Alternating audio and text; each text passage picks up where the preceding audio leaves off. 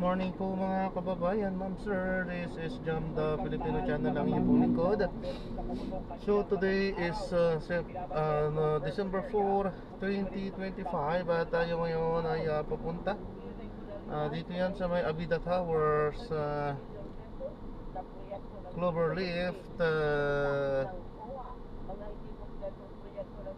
Hindi naman sa may Balingasa, Balintawak, Quezon City, at dadalhin ko natin yan sa may MCU FDT building sa may General Rosendo Street, Morning Grace, Barangay 84 Morning Grace, Caloocan. Okay, so magbabalik po tayo mamaya konti pag nakuha na po natin sila. Disclaimer lang pong content po natin ay kalsada at hindi ang passenger. Kaya naman sakasakali po na may marinig kayo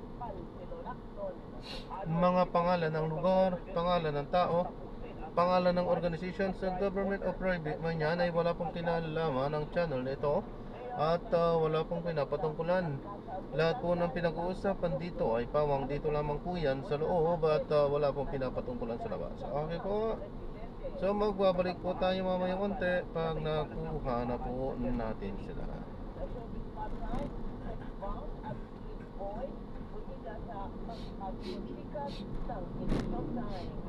Yan po ang huli ng mga nagbabagang balita sa Webes December 4, 2025. Sa pangalan po ni Alvin L. Chico, ako si Christian Yosores. Ako naman po si niya sa detalye ng mga balita. Talagay kukulan ng panahon.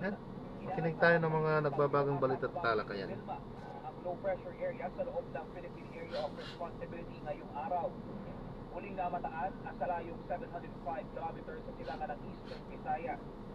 Posible magpaulan ng LPA sa Northern Samar at Eastern Samar mamayang gabi hanggang Biyernes. Inaasang magpapaulan din ang sama ng panahon sa Catanduanes, Camarines Sur, Albay, Sorsogon, Northern Samar, Eastern Samar, Samar at Piliran simula Biyernes ng gabi hanggang Sabado ng gabi. Sakaling maging bagyo, posibleng maglandfall ito sa Eastern Visayas o Southern Luzon.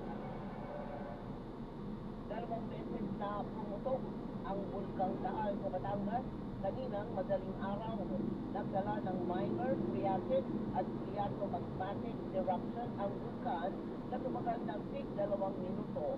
Nagbuka rin ang Bulkang Taal ng mahigit 1,000 metrong abo at puso pero wala pang naitatalang ashfall. November 23, pumutok din ang bulkan at nagbuka ng mahigit 700 metrong puso at abo. Nananatili sa alert level 1 ang Bulkang Taal at pagpapasok sa permanent danger zone at Taal Volcano Island. Sinita ng Commission on Audit ang irregularidad sa mahigit 138 billion pesos na locally funded project ng DPWH noong nakaraang taon. Sa audit report, iginiit ng COA na hindi epektibong na ipatupad ang mahigit 2,000 proyekto dahil sa kakulangan ng plano. Pinatayang mahigit 77 billion pesos na proyekto ang bigong sumunod sa timeline sa kontrata, habang mahigit 33 billion pesos na proyekto ang nasuspinde at mahigit 19 billion pesos ang naasala dahil sa mga kontraktor. Mahigit 6 na bilyong piso halaga naman ng proyekto ang hindi pa nasisimulan, habang mahigit 1 bilyong piso halaga ng proyekto ang kinastira. Kabilang sa itinuturong dahilan ang mga kondisyon sa project site, gayon din ang matagal na pagpapalabas ng permit mula sa regulatory agency. Sinita rin ng COA ang halos 2 bilyong pisong halaga ng proyekto itineklarang completed pero napapasang epektibo. Kabilang dito ang mga proyekto sa Cordillera Region, Limaropa, Central Luzon, Western Visayas at Northern Mindanao. Napapasang nabayaran na ang kontraktor ng ilang proyektong itineklarang completed pero napapasang hindi patapos at epektibo. Sinita ng DPWH ang mga hindi pa natatapos na konstruksyon ng Maasin at Asilan Bridge sa Pilar, Surigao del Norte. Nagalit si DPWH Secretary Vince Dicon na mapagpasang hindi pa rin tapos ang proyektong itineklarang completed noong 2022. Naghilimaya rin ang kalihim sa naasalang flood control project sa Barangay Tumuran sa bayan ng Del Carmen.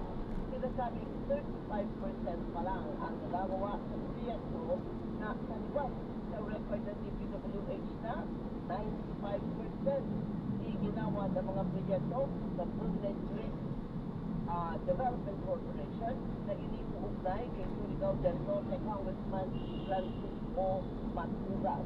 Natatandaan kabilang si Matugas sa 8 tinaguriang contractor na pinakakasuhan ng Independent Commission for Infrastructure at DPWH kaugnay ng sinasabing anomalyang proyekto.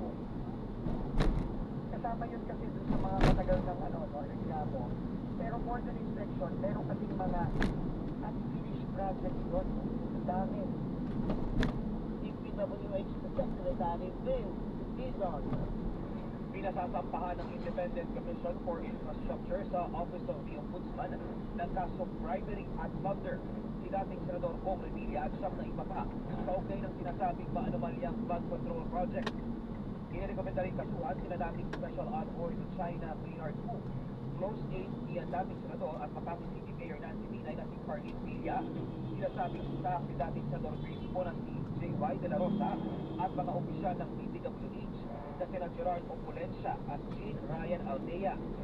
Nauna nang sinabi ni dating Bulacan District Engineer Henry Alcantara na tumanggap si Rizky ng kickback mula sa insertion sa national budget habang inakusahan si Hu na nagpadala ng 160 million pesos na kickback kay Senador Francis Escudero.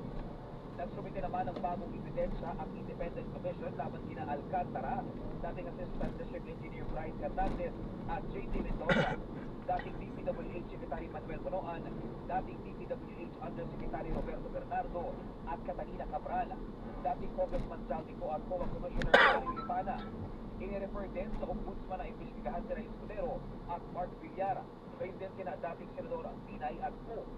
Ikiniit ng kampo ni Bong Revilla, hindi sila nabigyan ng pagkakataong magpaliwanag habang ang dating bilyar na tumulong sa investigasyon ng Ombudsman. Wala pa namang ipinalalabas na pahayag ang iba pang personalidad.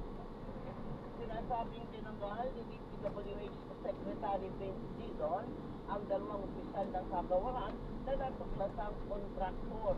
Ipinakita ni Batangas Congressman Leandro Leviste ang dokumentong nagpapakita ipinarwalang bisa ni Dizon ang appointment ng mga hindi pinangalan ng opisyal.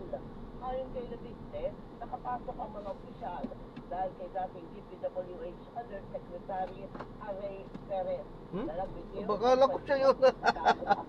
Akala ko siya yung sa akin. Ano ba yan? Pumara tapos nakatingin sa akin. Akala ko siya na yun. Ay, nako. Ay, nako. Dating contractor ng flood control project. Sinasabing sakot din ang investigasyon ang mga opisyal na nagsilbing proponent at listahan ng mga proyekto mula sa DPWH Central Office. Inaprobahan ng Sandigan Bayan 6th Division ang musyong pagsamasamahin ang kasong malversation at graft laban kay dating Congressman Jaldico kaugnay ng sinasabing paanomalyang flood control project sa Oriental Mindoro. Iginiit ng konstitusyon na pare-pareho ang impormasyong may kaugnayan sa kaso, gayon din ang mga testigo at ebidensyang ilalatag sa paglilitis.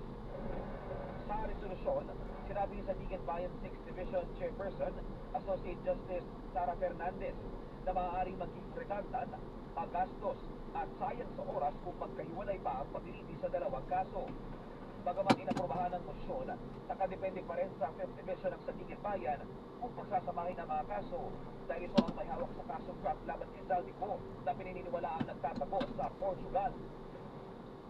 Ipinasabina ng National Bureau of Investigation si Bansud Oriental Mindoro Vice Mayor Alma Mirano. Kasunod dito ng pagkaka-aresto kay DPWH Engineer Dennis Abagon sa bahay ng Vice Alcalde sa Quezon City.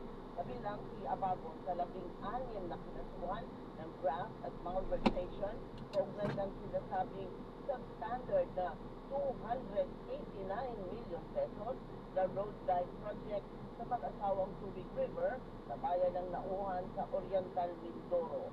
Matatanda ang inamin ni Merano na pag-aari niya dahil sa kanyang serviso ng Prime Water at iba pang water company.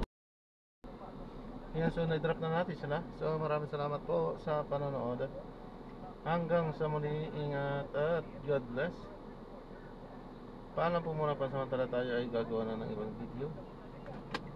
sa ating susunod na misyon. Paalam po muna pansamantala sa This is John Parenda, Filipino channel ang inyong punungkod.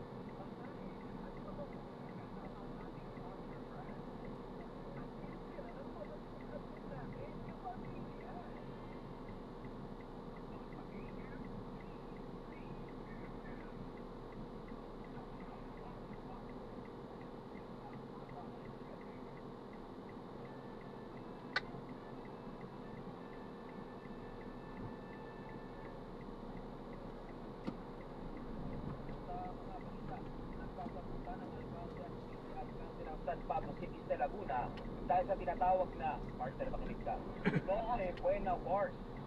Sa flag raising ceremony noong Lunes, binatikos ni Mayor Arcadio Capangan Jr. ang sangguniang panglungsod, kabilang na si Vice Mayor Justin Colago dahil sa pagtanging aprobahan ang hiling na